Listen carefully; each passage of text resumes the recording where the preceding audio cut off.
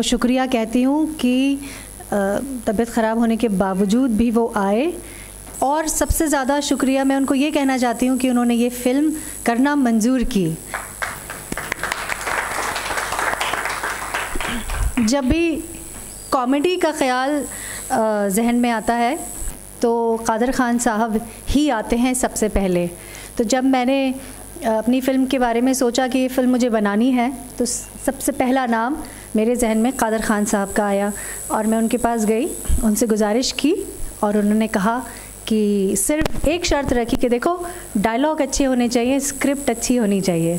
हमने कहा शर्त मंजूर है सर, आपको पहुंचा देंगे हम स्क्रिप्ट। उन्होंने पढ़ी और फिर ये फ़िल्म की। मैं शुक्रिया अदा करना चाहती हूँ ओमपुरी साहब का, जिन्होंने मेरे जैसे एक नए डायरेक्टर के साथ में फ़िल्म करना मंजूर किया। क्यों किया वो ही बताएंगे आपको।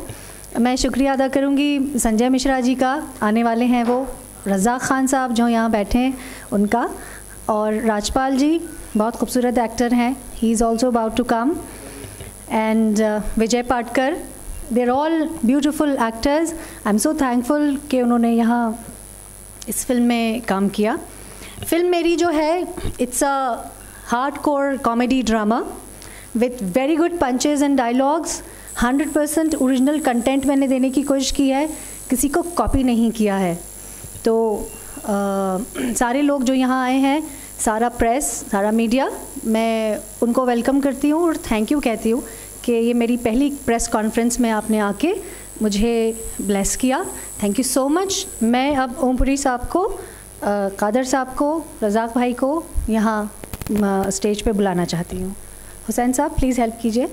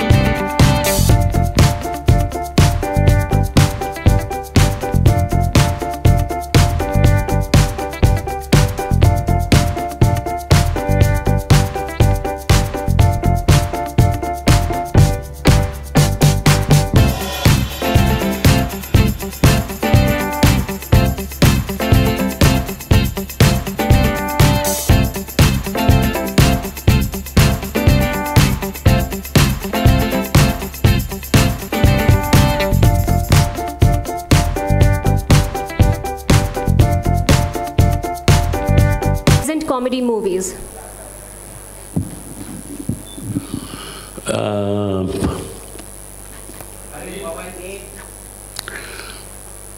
एक तो ये कि दही इतना इम्पोर्टेंट हमारे जीवन में है। हम उसकी लस्सी बनाते हैं, हम उसकी कढ़ी बनाते हैं, हम उसकी छाछ पीते हैं।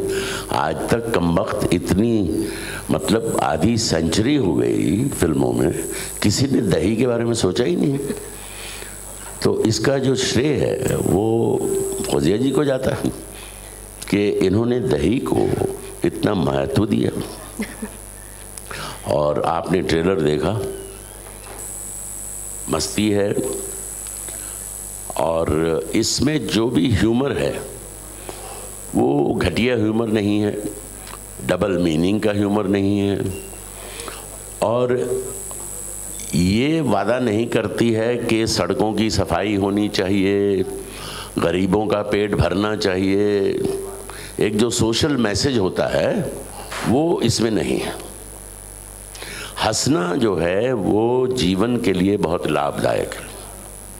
इससे आपके खून का जो प्रवाह है वो बढ़ता है, और अंदर की जो आपकी सब इंद्रियां काम करती हैं उन्हें जोश मिलता है। तो अच्छा हंसना, अच्छी चीज़ के लिए हंसना।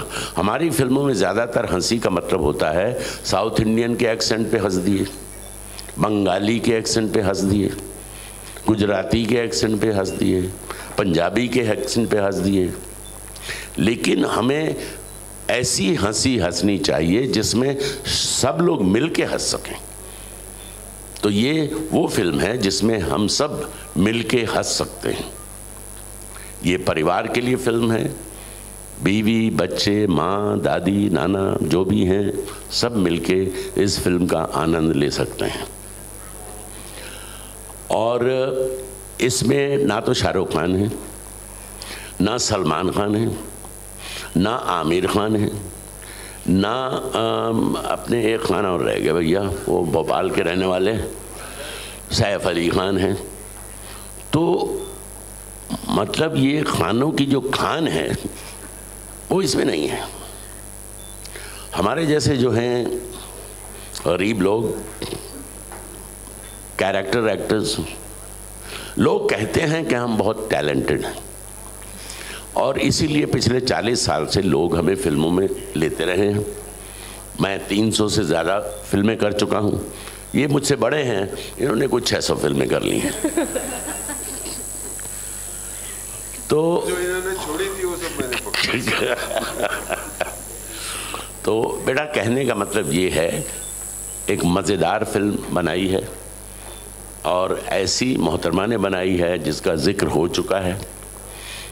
इस बच्ची ने बताया इनके बारे में, मैंने इनको सिर्फ एक इजाफा किया इन्होंने जो भी कहा उनके बारे में कि ये अच्छा गाती भी हैं, और बड़े लगन से, बड़ी मेहनत से इन्होंने ये फिल्म बनाई है। और मैं चाहता हूँ कि ये फिल्म कामयाब हो, क्योंकि इस तरह की छोटी फिल्में, देखिए बहुत बड़ा बजट नहीं होता है इस तरह की फिल्मों का, तो उसमें आप जैसे लोगों की हमें ज़रूरत होती है, क्योंकि हम इतने बड़े बड़े होर्डिंग नहीं लगा सकते।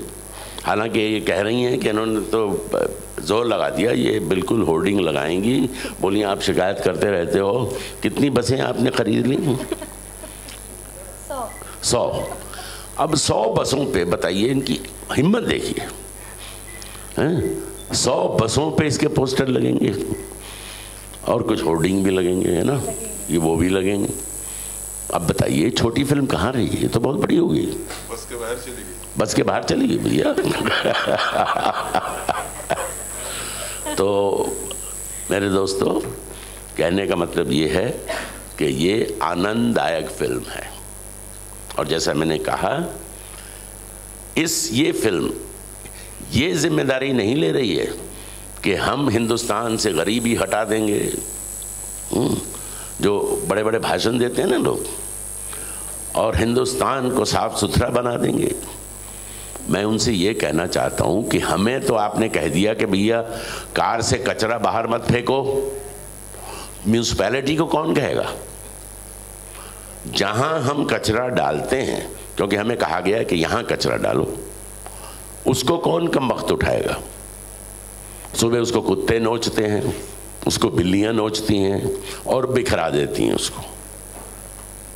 और दूसरे, सिर्फ गंदगी सड़कों की नहीं, ये जो बड़े बड़े लोग हैं उनके जो अंदर गंदगी भरी हुई है उसकी सफाई कौन करेगा?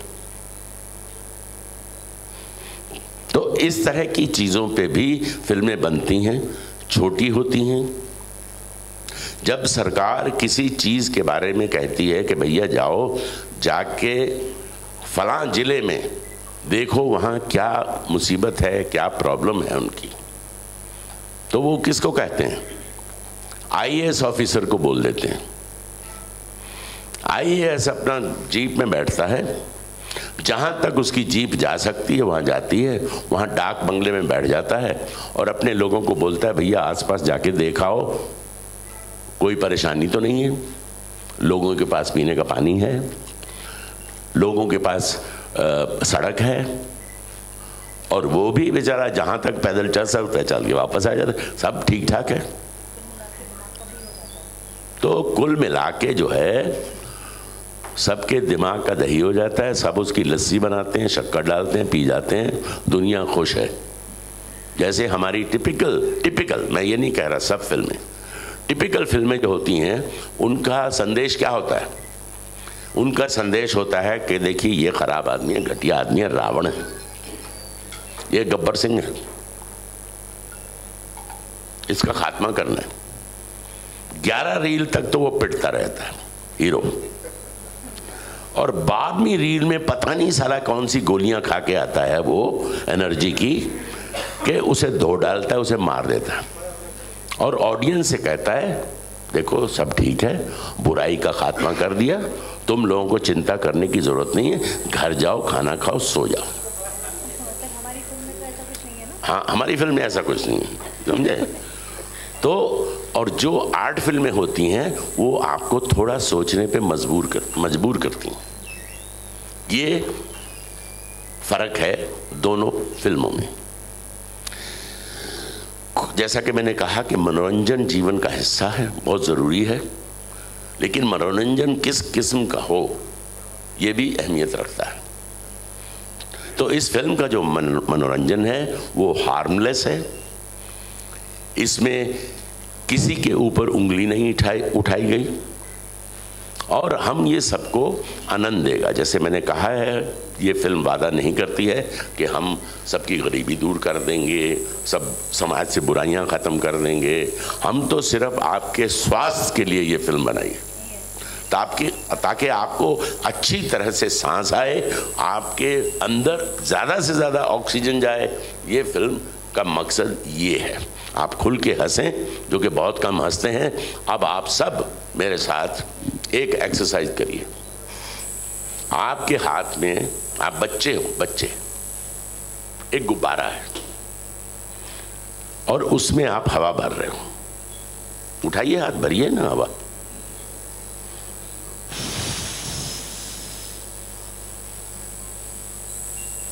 फट गया।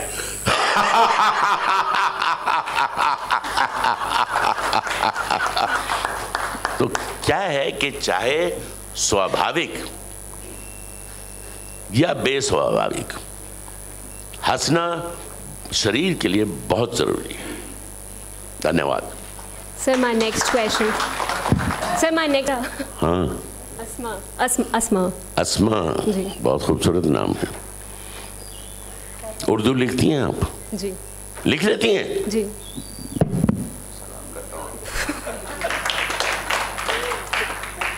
मेरे वालिद ने बड़ी कोशिश की मुझे उर्दू सिखाने की, लेकिन वो चूक गए, क्योंकि उन्होंने मुझे, जब मैं 10वीं पास कर चुका, फिर उर्दू सिखाने की कोशिश की। मैंने कहा यार पहली क्लास से शुरू करते तो अब तक मैं सीख जाता। भाई साहब का भी उर्दू कोई बहुत बेहतरीन नहीं था, वो पहली 2 लाइनें पढ़ते थे। बरखुरदार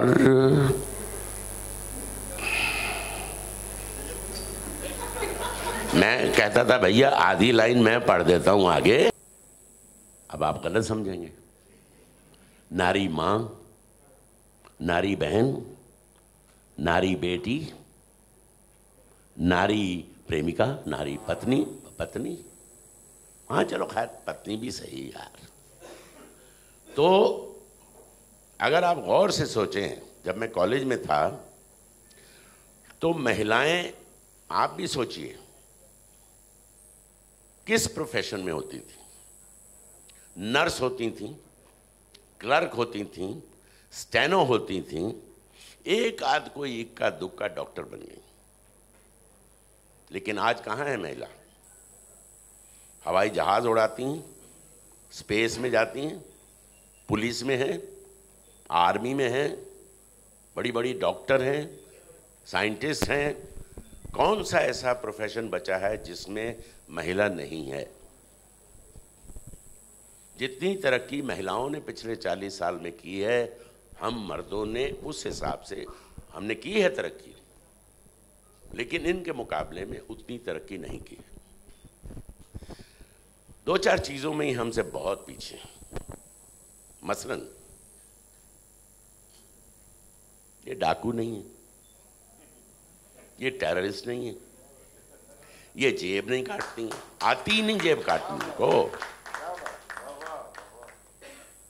तो ये इस तरह की चीजों पे इनको ध्यान देना चाहिए। अगर हमें इन्हें हमारे बराबर आना है तो तवज्जो देनी चाहिए इस तरफ। तो मैं गुजारिश करता हूं आप सब महिलाओं से कि इस तरफ भी थोड़ा ध्यान दिए। Sir, my next question to you. Sir, my next question to you. Sir, in Ho Gaya Dimag Ka Dahi, you are with it. What do you have to say about it? I am more than happy, much more than happy. इन्होंने जिस जगह हमें ठहराया वो इतनी खूबसूरत जगह थी। चारों तरफ आपके हरियाली। कसौली में इन्होंने शूटिंग की और ऐसा भी नहीं कि सुबह 6 बजे हमको मार मार के उठाया जा रहा है। आराम से 8 साढ़े 8 बजे हम निकलते थे और ऐसा नहीं कि टेलीविज़न सीरियल्स की तरह रात को लगे हुए 3 बजे तक शूटिंग कर रहे हैं, ऐसा कुछ नहीं था। ये हमने वहाँ मस्ती भी की, एंजॉय भी किया, हमको खाना भी अच्छा मिलता था। ये नहीं कि पतली दाल मिल रही है और एक सब्ज़ी मिल रही है, नहीं जी, मटन चिकन भी मिलता था और अच्छा खाना मिलता था। और सिर्फ एक मुसीबत थी, इन्होंने जहाँ शूटिंग रखी लोकेशन, एक तो वो पहाड़ी के ऊपर थी, कंडा घाट जगह का नाम था, कसौली के नज़दीक थी हिमाचल में। उसमें कुछ 105 सीढ़ियाँ थी और हम उसको 3 किश्तों में चढ़ते थे। पहले 30 सीढ़ियाँ, फिर रुक गए, रास्ते में चाय पानी मिलता था, फिर 40 और चढ़ गए। तो ऐसे करके मेरे जैसे बुजुर्ग ये तो एक साथ 105 सीढ़ियाँ, उसके बाद पूड़ियाँ दबाते थे, ये पराठे दबाते थे, हाँ जी। तो माशाल्लाह। अरे भैया मेरे दोस्त, मेरी बात सुन लो यार, हैं?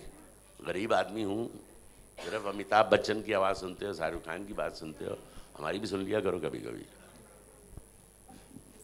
Thank you so much, sir. Film.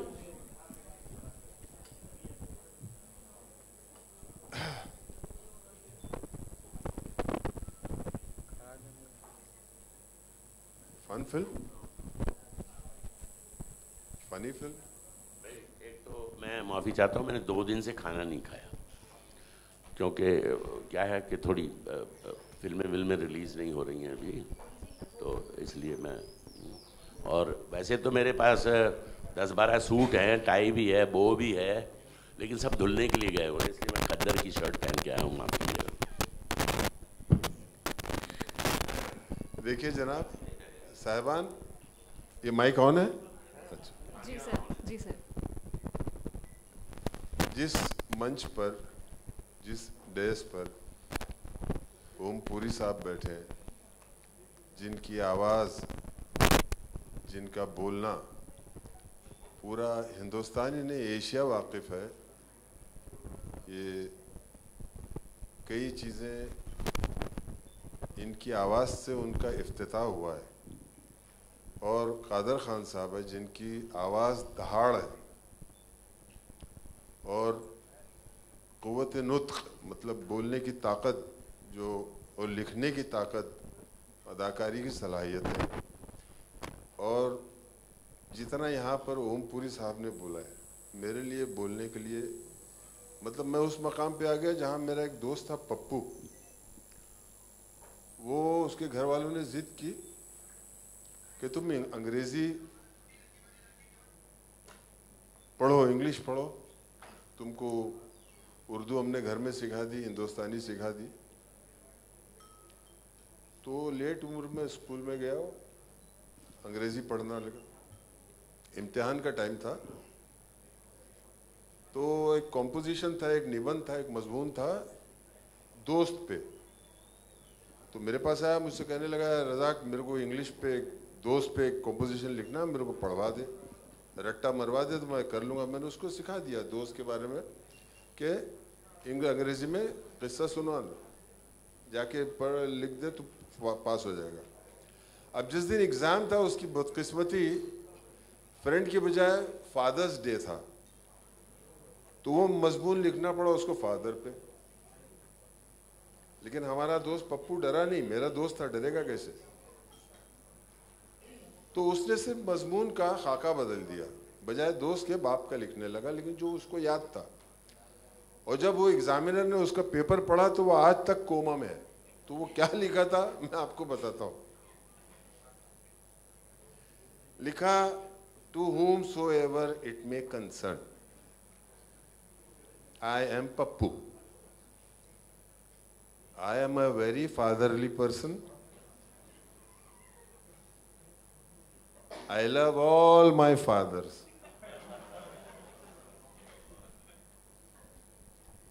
And mind you, all my fathers are not male. Half of them are female.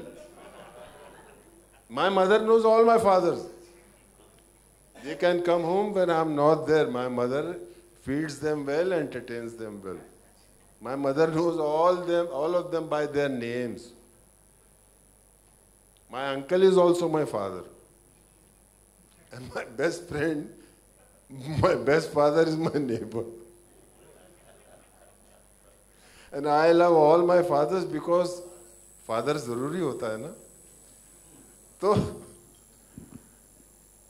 मेरे लिए अब वही पप्पू वाला हिसाब है कि मैं क्या बोलूँ, पूरी साहब ने इतना बता दिया, इतने सवालों के जवाब दे दिए। और फौजिया अर्शी साहिबा ने जो फिल्म बनाई बहुत अच्छी बनाई। मैंने जितना ट्रेलर आप लोगों ने देखा उतना मैंने भी देखा है। तो जब पूरी फिल्म देख लिया था तो मैं खड़ा होकर टेबल पे और कुर्सी पे बातें करता, और ऐसा मौका भी आएगा इंशाल्लाह। And I wish every member of this film, न सिर्फ डायरेक्टर बल्कि प्रोड्यूसर और all the actors, senior actors, मुझसे बेहतर एक्टर्स, मुझसे बेहतरीन अदाकार जिनको हम संगमील मानते हैं, जिनसे रोशनी लेकर के हम जहाँ भी एक आध कदम भी चलने के आज लायक हुए, कादर खान साहब हैं, ओम पुरी साहब हैं। तो मैं बहुत अपने आप को खुशकिस्मत मानता हूँ कि फिल्म में भी काम करना तो कुजा उनके साथ में बैठा हूँ, ये मेरी खुशनसीबी है, मेरा शर्फ है। All the best. Thank you very much. Sir, one more question. Sir, will you tell us about your character? Funny. आप लोगों को लगेगा कि इस कैरेक्टर का कैरेक्टर नहीं है, लेकिन वो बड़ा हेल्पिंग होता है और मैंने बहुत इंजॉय किया करना। और जब फिल्म ख़त्म हो गई तो मैंने उनसे पूछा, मतलब वाकई फिल्म ख़त्म हो गई और कुछ काम नहीं बचा है? तो बहरहाल every good thing comes to an end, but I wish everything goes well and all the best. Thank you very much.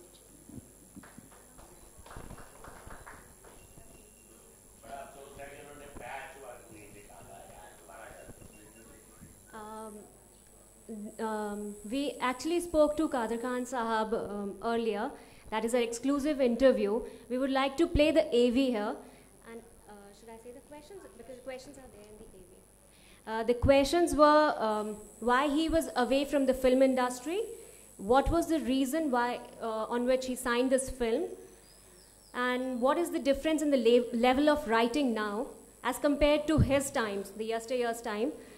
And The fourth was he actually wants to make a film with Fawzia Arshi, and that's called Parchai, and he wants to remake a movie of his. That is his. हाजिर हूँ और कुछ पूछना है तो हल्का सा पूछिएगा और मुझे दिमाग को दही मत बनाइएगा।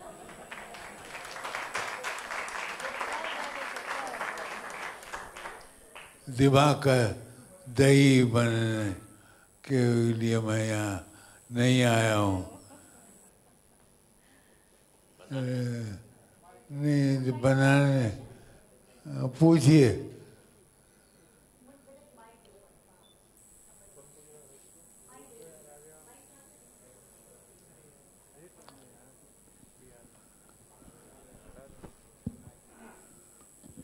कादर खान साहब सलाम। सबसे पहले तो इतने दिनों बाद आपको देख के बहुत खुशी हुई।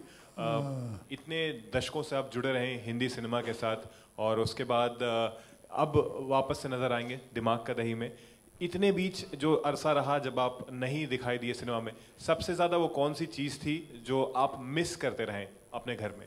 नहीं, मैं अपने घर में नहीं था, मैं पूना में था और खंडाला में था और मैंने वहाँ एक इंस्टीट्यूट खोला था। मैं दुबई भी गया और लोगों को अरबी सिखा रहा था। ये मेरे ओमपुरी साहब ये कह रहे थे कि उर्दू पढ़ना चाहते हैं। मैंने कहा ये मेरे दोस्त काश तुम मेरे दोस्त होते, ये मेरे पास होते तो मैं तुम्हें अरबी सिखाता। अरबी बड़ी टेढ़ी खीर है और मैं इसको सीधी खीर बनाकर और आपको दिमाग का दही नहीं बनाता।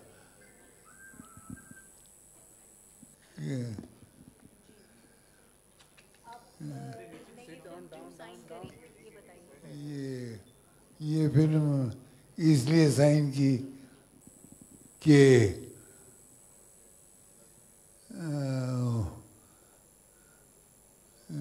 इसलिए कि दिमाग का दही बनना,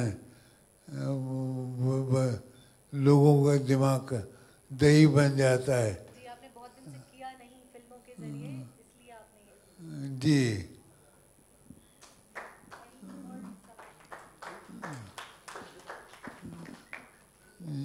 पूछिए। हेलो कादर सर, नमस्कार। नमस्कार सर, आप एक बेहतरीन डायलॉग राइटर भी रहे हैं और थिएटर से, रंगमंच से होते हुए इंडस्ट्री में आए हैं। आप ज़बान की किस तरह से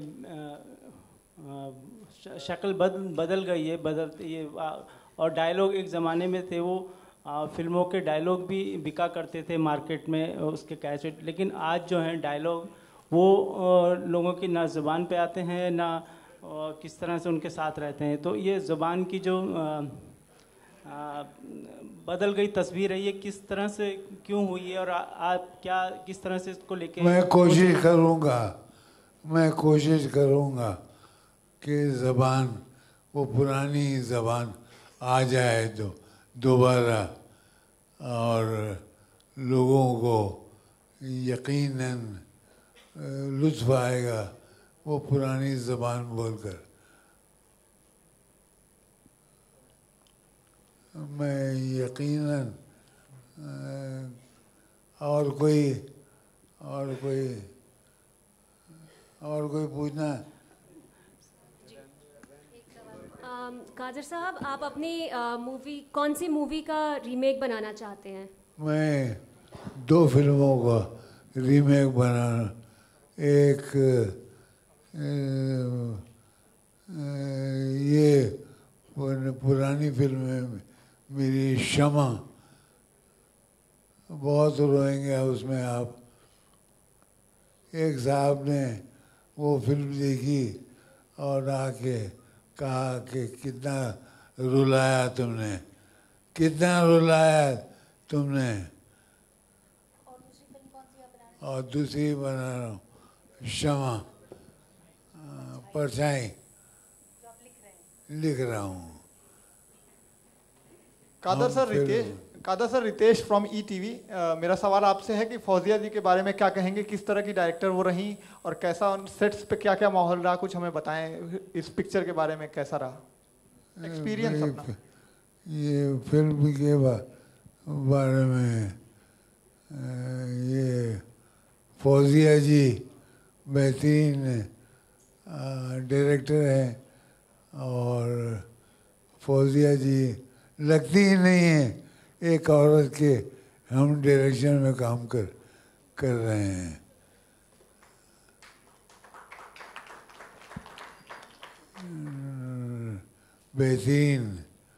बेहतरीन ये लीजिए अपना माइक संभालिए।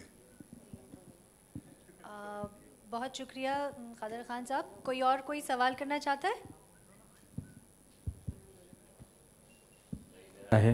घर में पत्नी दिमाग की दही कर देती है, समाज इंसान का दिमाग की दही कर देता है। तो क्या आपको लगता है कि दिमाग की दही कराने के लिए दर्शक ये सिनेमा देखने घर में आएंगे, सिनेमा घर में आएंगे?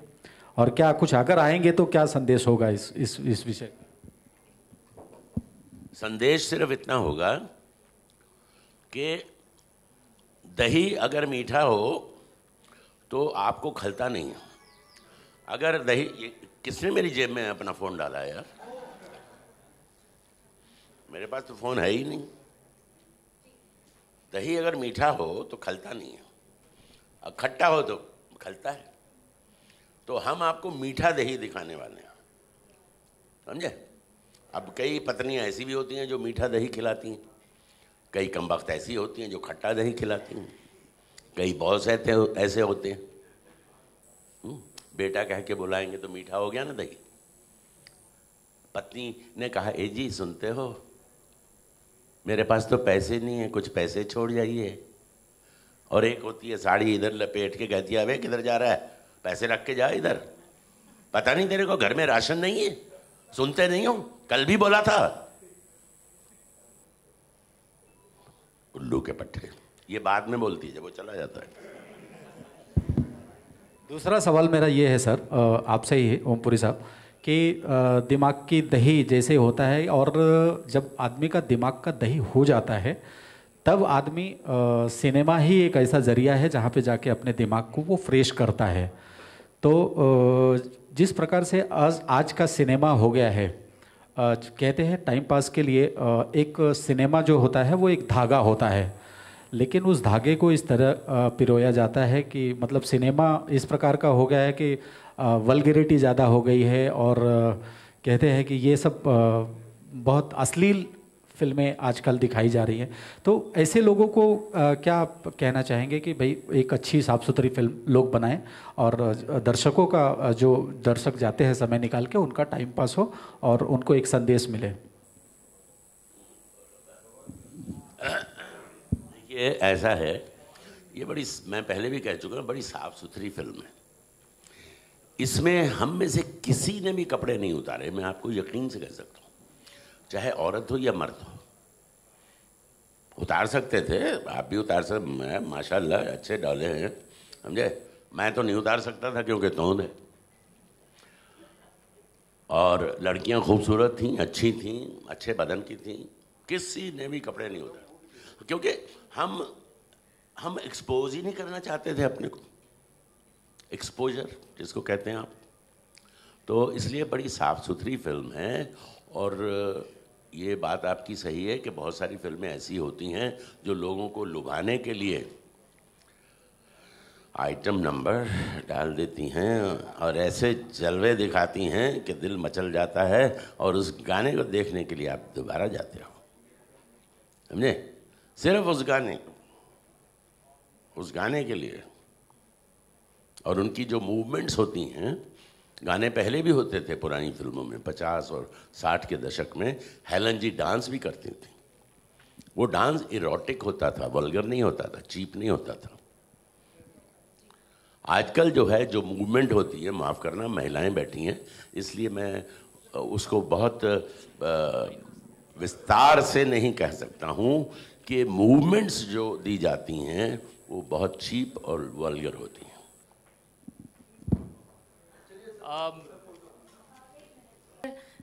कन्विक्शन है, डेडिकेशन है और सोच लिया है कि ये करना है तो सिर्फ गुजारिश काम आती है और मेरी गुजारिश सारे एक्टर्स ने मान ली। Thank you. Thank you. एक आपको 15 सेकंड का छोटा सा कादर खान साहब का जो स्पेशल प्रोमो हमने बनाया है, जो टीवी पे, टेलीविज़न पे चलेगा अगले 15 दिन बाद से, 10 दिन बाद से, वो आपको ज़रूर दिखाना चाहते हैं सर के प्रेजेंस में। दिखाइए प्लीज़, लाइट्स ऑफ कीजिए। करता हूँ, आपकी दुआएं रहीं और तो मैं आखिरी लम्हे तक काम करने का वादा करता हूँ।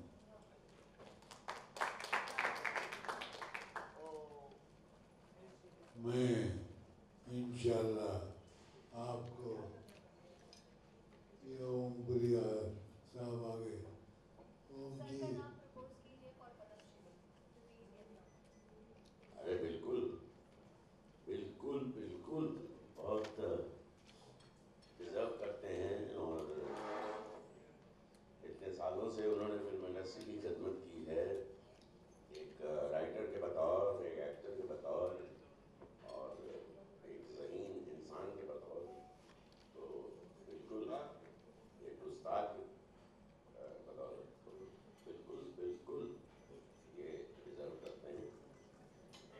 और हमारी गुजारिश है सरकार से कि वो इन्हें पद्मश्री से नवाजें।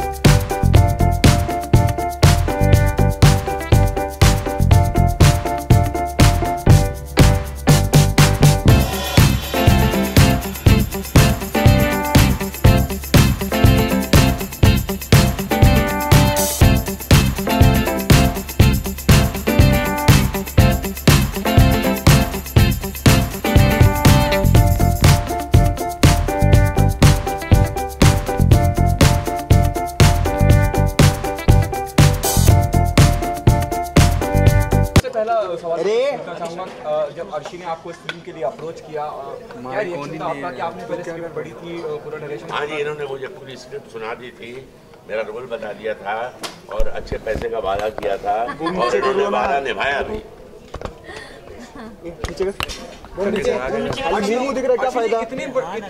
इतने सारे दिग्गज को एक साथ ऑन बोर्ड लाना कितना मुश्किल और आसान था, जहाँ ओमपुरी जैसे दिग्गज साहब इंडस्ट्री का। नहीं, मैं बहुत शुक्रिया कहना चाहती हूँ इन सारे लोगों का जिन्होंने मेरी गुजारिश मानी और मैं एहसानमंद हूँ लोगों की जिन्होंने मुझे हाथ पकड़ के इस फिल्म को बनाने में मेरी। ओम सर, जानना चाहूँगा आपसे कैसा एक्सपीरियंस रहा?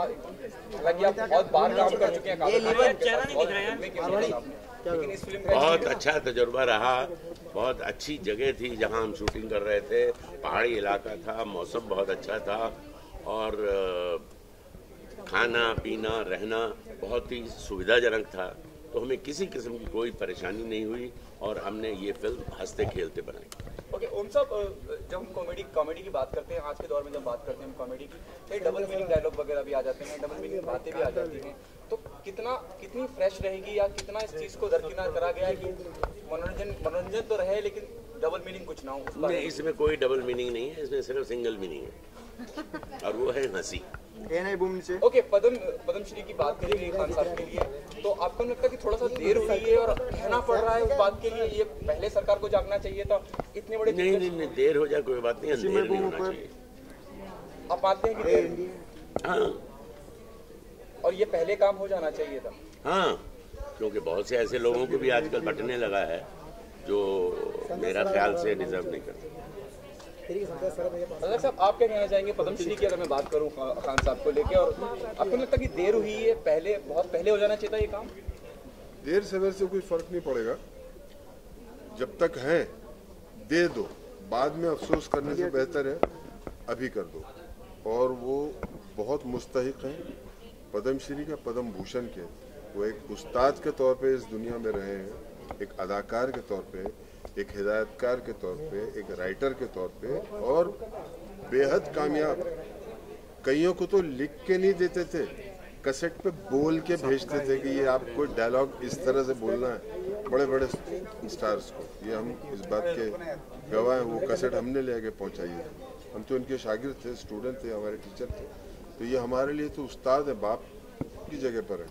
ओके, आपका एक्सपीरियंस कैसा रहा और क्या कुछ सीखने को मिला जहाँ ओमपुरी जैसे दिग्गज और कादर खान जैसे दिग्गज? सीख रहे हैं, ये हमारी खुशकिस्मती है कि हम एक मंच पे इनके साथ खड़े होने का हमको अल्लाह ने मौका दिया। तो इनसे सीखना भी हमारे नसीब में है, और हम तिफले मकतब की तरह आहिस्ते आहिस्ते सीख रहे हैं। थोड़ा बहुत भी जो इनको खुदा ने नवाजा है, हमको उसकी 5% 10% रोशनी भी मिल गई तो हम हमारी जिंदगी कामयाब है, ये मैं मानता हूँ और दिल से बोल रहा हूँ। Thank you sir. 1 to 1